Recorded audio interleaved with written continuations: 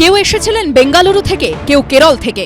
হাজার হাজার টাকা দিয়ে টিকিট কেটেছিলেন। ইচ্ছে ছিল ফুটবলের শহরে ফুটবলের জাদুঘরকে এক ঝলক দেখা। কিন্তু কোথায় কি? যুবভারতী ক্রীড়াঙ্গনে ফুটবলের নক্ষত্রকে ঘিরে আয়োজক, নিরাপত্তা কর্মী, নেতা মন্ত্রীদের ভিড়।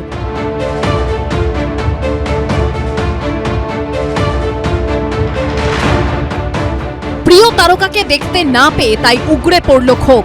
তারপর ধুন্ধুমার কাণ্ড যুবভারতীতে।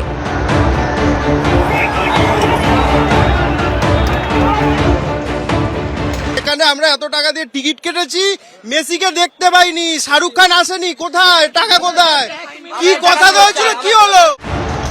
রাগে ক্ষোভে অনেক মেসি ভক্ত তো আবার আয়োজকের বিরুদ্ধে প্রতারণার অভিযোগও তুললেন।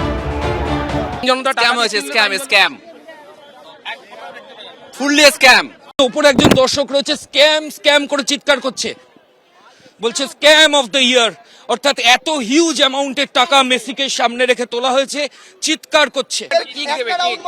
একটা ফুটবলে পা দিল না, স্ক্যাম না তো কি এটা? ফুটবলের মাঠের এই বিতর্ক ঝড় তুলেছে রাজনীতির ময়দানেও। যারা ঢিল ছুঁড়েছে, তারাও বোতল ছুঁড়েছে, তারাও তৃণমূল, সব অরূপ বিশ্বাসের লোক, আমার কাছে যা খবর আছে। এবং শুধু তাই নয়, টিকিট বিক্রি হয়েছে 5,000 8,000 টাকা করে, এবং সেই টিকিটের কালোবাজারি হয়েছে। পুরোটাই একটা মেস, মানে মেসি অন মেস, সেটাই হয়ে গেল। এদিনের ঘটনাকে মেসি স্ক্যাম বলে তৃণমূলের বিরুদ্ধে প্রশ্ন তুলেছেন বিজেপি নেতা কৌস্তব বাগচি। যদিও তৃণমূল অবশ্যই বিশৃঙ্খলায় আয়োজকদের ভূমিকা নিয়েই প্রশ্ন তুলেছে। কোনো পরিকল্পনা থাকবে না। মাননীয় মুখ্যমন্ত্রী পৌঁছবার আগেই মেসিকে বেরিয়ে যেতে হচ্ছে। জল ছুঁড়েছেন কিছু দর্শক, জল ছোড়াটা হয়তো অন্যায়, উচিত নয়, আলাদা, বাট তাদের ক্ষোভটা কি করে অস্বীকার করবো? ফুটবলের শহর কলকাতা, সেই ফুটবল ঘিরেই বেনজির বিশৃঙ্খলা। সৌমিত্র রায়, আবির দত্ত, ঐশী মুখোপাধ্যায়ের রিপোর্ট, এবিপি আনন্দ।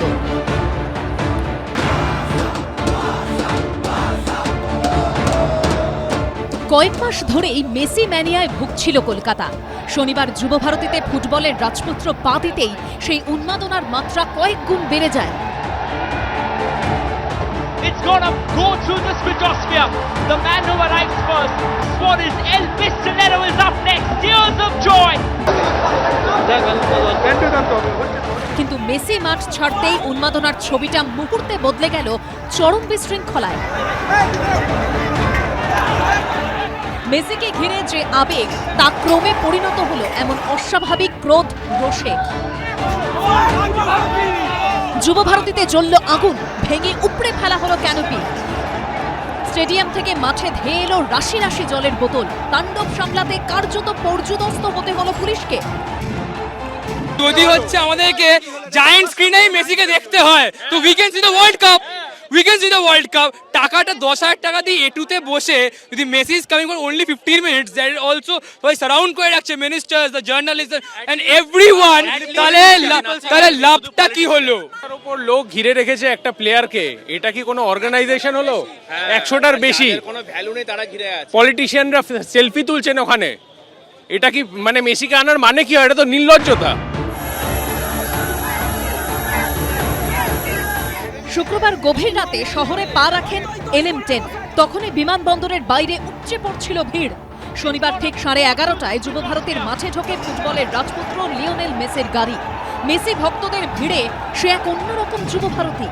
অনেকদিন পর কানায় কানায় ভিড় দেখল এই স্টেডিয়াম। মাঠে মুহুর্মুহু স্লোগান, কিন্তু কিছুক্ষণের মধ্যে সেই আবেগ রূপ নেয় বিরক্তিতে। মেসি ভক্তদের দাবি, নিরাপত্তারক্ষী, পুলিশ, মন্ত্রী, ভিভিআইপিদের ভিড়ের মাঝে গ্যালারি থেকে মেসিকে সেভাবে দেখাই যায়নি। হাজার হাজার টাকার টিকিট কেটেও স্বপ্নের ফুটবলারকে ভালোভাবে দেখতে না পেয়ে ক্ষোভে ফেটে পড়েন কেউ কেউ। কোনোভাবেই দেখা যায়নি, এতগুলো টাকার টিকিট কেটে কোনোভাবেই দেখা যায়নি। একদম আনঅর্গানাইজড প্রশাসন, আনঅর্গানাইজড। একটা মিনিমাম শিক্ষা থাকা দরকার, এরকম পার্সোনালিটি আনলে কিভাবে ক্রাউড হ্যান্ডেল করতে হয় সেইটা আগে গ্রাফ করতে হয়, যে কি কি করণীয়, কি কি করণীয় না। সেই শিক্ষাটাই হচ্ছে আমরা অশিক্ষিত, আমাদের অ্যাডমিনিস্ট্রেটিভ হচ্ছে অশিক্ষিত, যারা অর্গানাইজ করেছে তারা হচ্ছে অশিক্ষিত। কি করা যাবে? যা হয় তাই নেটফল। বিরক্তি ক্রমেই বিশৃঙ্খলার রূপ নেয়। এরপর মেসি মাঠ ছাড়তেই গ্যালারি থেকে মাঠে নেমে আসে ভক্তরা। তাণ্ডব শুরু হয়। গ্যালারির চেয়ার ভাঙচুর, জলের বোতল ছোড়া। মধ্যে নেমে পড়েছেন এবং তারা কেউ মেসিকে দেখতে পাননি, সেই ক্ষোভ তারা উগড়ে দিচ্ছেন। বাকেট চেয়ার সল্টলেক স্টেডিয়ামের 0049 বাকেট চেয়ার এখন স্টেডিয়ামের মধ্যে পড়ে রয়েছে। এরকমই ছবি এই মুহূর্তে সল্টলেক স্টেডিয়ামের মধ্যে।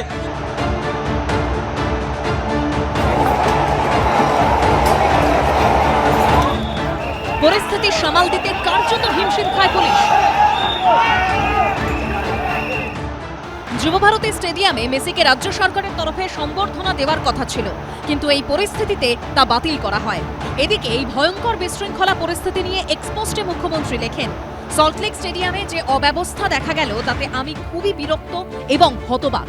আমি অনুষ্ঠানটিতে যোগ দিতে স্টেডিয়ামের দিকে যাচ্ছিলাম, যেখানে হাজার হাজার ক্রীড়াপ্রেমী ও ভক্তরা তাদের প্রিয় ফুটবলার লিওনেল মেসিকে এক ঝলক দেখার জন্য জড়ো হয়েছিলেন।